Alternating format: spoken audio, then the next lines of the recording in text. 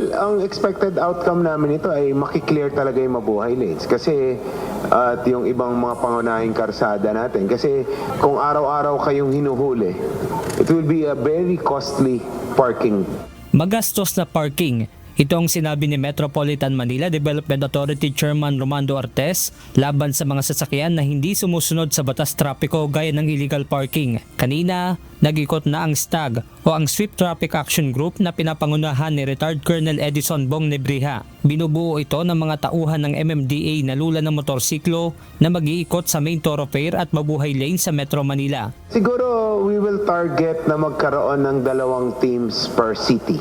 Especially kung malaki, baka kailangan mas marami. Or kung 2 maliit lang na magkatabi, baka pwedeng 1 team lang. We'll plan it out. But with this, for a start, medyo marami ng areas na mako-cover to kasi daan lang ng daan ito eh. Sa pamamagitan ng bagong uri ng panguhuli ng MMDA, layo nito na mabawasan ang mga naka-illegal parking na sasakyan, lalo na sa mga pangunahing lansangan sa Metro Manila.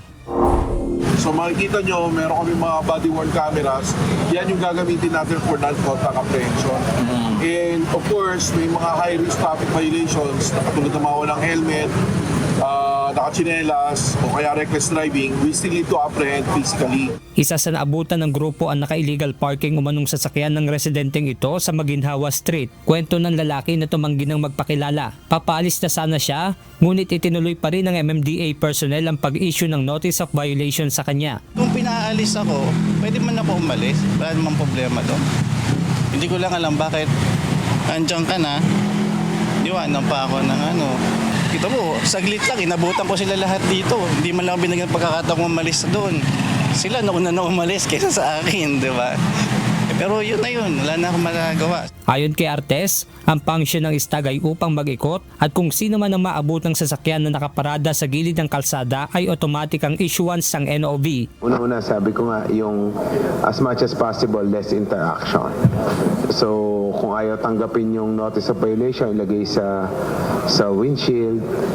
Kung ayaw pa rin, iwan na lang. Anyway, mano-notify din naman sila through text or email.